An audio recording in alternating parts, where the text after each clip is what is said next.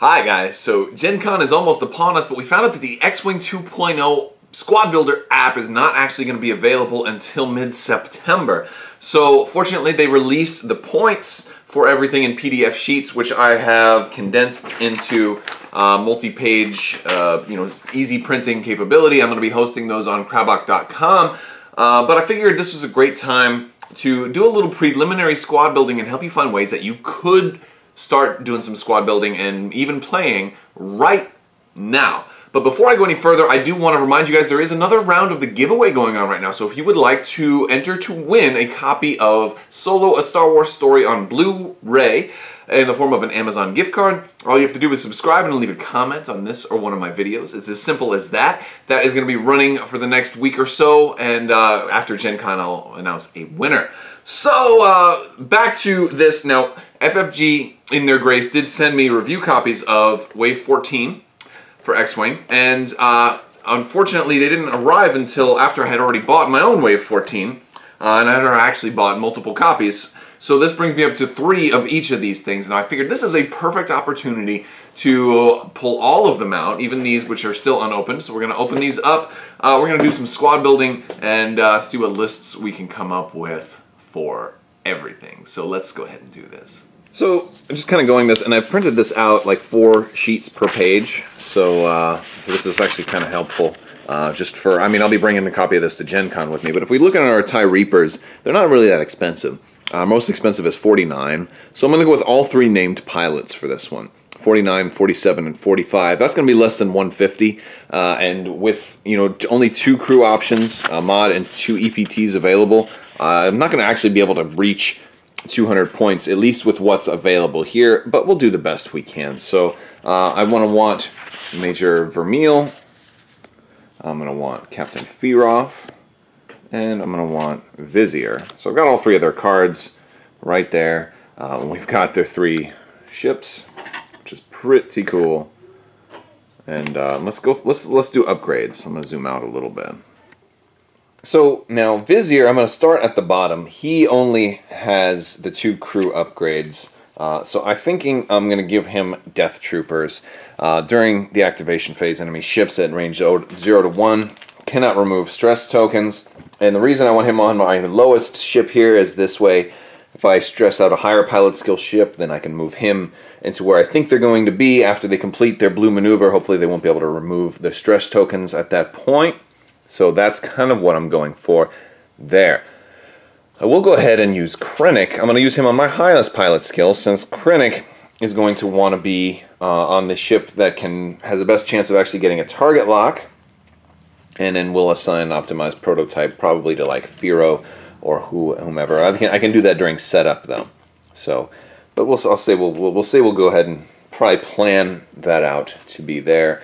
We do have 2 crew options, so I will put a tactical officer on Fearoff, and we'll go with ISB slicers on both of the other ships here. So this way everybody's got 2 crew, and we've got 2.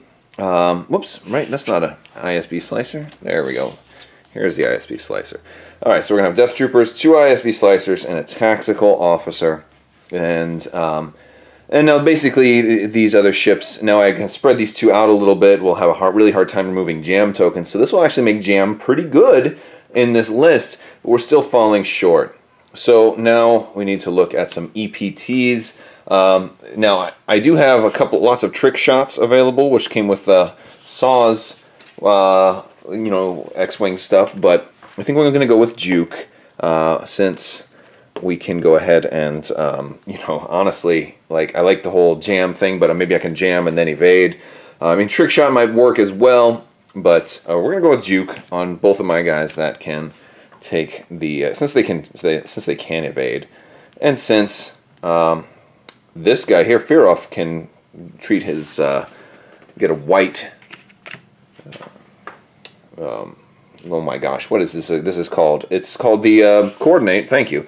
He's got the white coordinate, maybe he can give evade to Vermeil, although Vermeil is going to want a target lock, but if he's already got him target locked, I have different options with this particular list. Now this right here brings us to, I want to say 168. So if we were to equip some mods, we could look at some generic mods that are on the list here. And there's a couple of ways we can get it a little higher. We're not going to be able to get it all the way up to 200 points because modifications aren't that expensive. Let's see, our modifications here are like what's our most expensive mod? Afterburners, 8 points. I mean that would get us kind of close, but we don't have any mods really that came in this. So like in this case, with I would probably go with like stealth device on all of them, and stealth device in this case would be stealth device 3, I think, because they have 1 agility. No, it'd be 4 because they have 1 agility. So it would cost 4 points on each. So we're looking at 168 plus 4 plus 4 plus 4. So 180. That's pretty close. And then, you know, or we could drop 1 stealth device and maybe just put a TIE fighter in there once we get our core set. But you can do your list building now. And this gets you kind of close. It's not perfect, but it might tide you over and get you kind of close to a list. Let's look at our Rebel builds now. Alright, so now I'm doing some Rebel builds. I figured I'd go with 3 X-Wings and a single U-Wing. You have a lot more options with Rebels right now because you have 2 ships in the Star Wars Renegades pack. I do think it's kind of a cool thing to have so many new X-Wings already, since they all have the movable wings, and especially because I've kind of destroyed one of my original T-65s here. I don't know if you saw, I was doing a Nerf gun, the First Order Stormtrooper Nerf Rivals series breakdown, and I was taking some practice shots. I had no idea. I thought a Nerf gun was supposed to be like nice. And I had a stray bullet, like it bounced and ricocheted and still broke an X-Wing.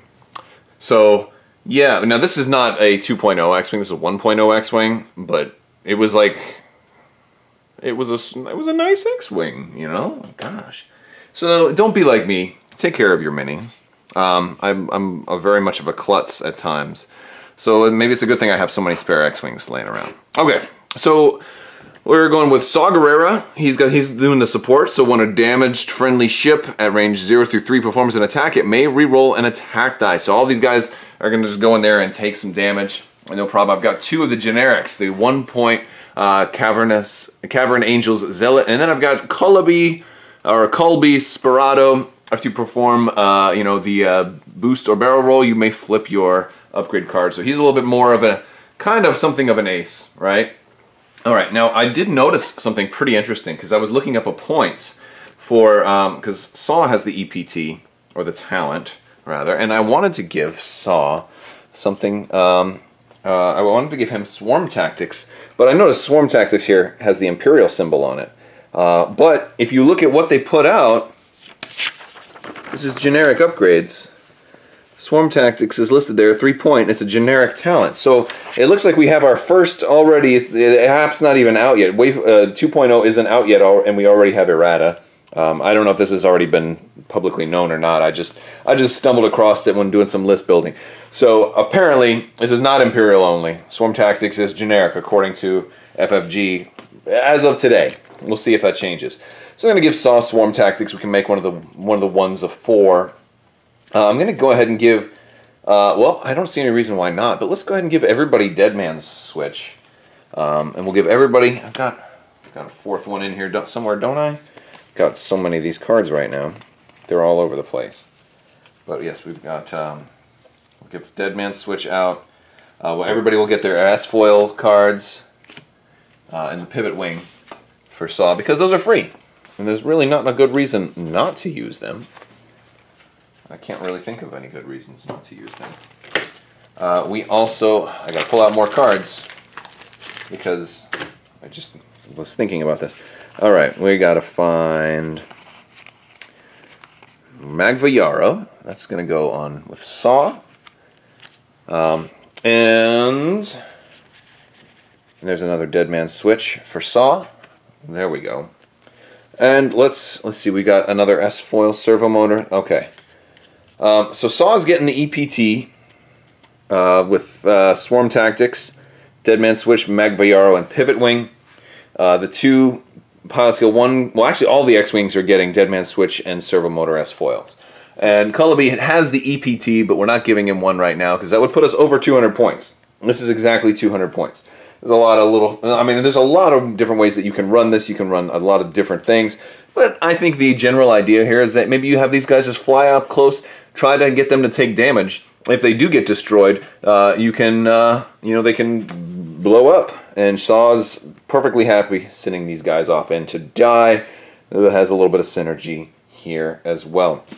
So those are the two builds, guys. I just want to give you guys a couple of builds and remind you to not blow up your existing X-Wing 1.0 stuff, because that's what Saw wants to have happen. This guy is definitely damaged, so he would definitely get to re-roll an attack die. He really would, and that's a shame. And I could run this a lot of different ways. I could run multiple U-Wings, you know, and this is just what's based right now. So I'm going to go ahead and put the files for these on Crabbok.com. I'll put a link to that in the description below. And you can, if you want to print them out or have them more easily accessible than having 4 different files, all with, you know, spread apart, this might be easier. It may be hard for you to read on smartphones, but you can always zoom in for that as well. I want to thank you guys so much for watching. If you like this video, go ahead and give it a thumbs up and let me know what you think down in the comments below. Are you excited for X-Wing 2.0? I'm going to be trying to pick up as much X-Wing 2.0 stuff as I can at Gen Con, and I will hopefully be coming to you guys with more X-Wing battle reports, trying to see if 2.0 recaptures the magic. Let me know if you think it will. I want to thank you guys so much for watching, and have a great day.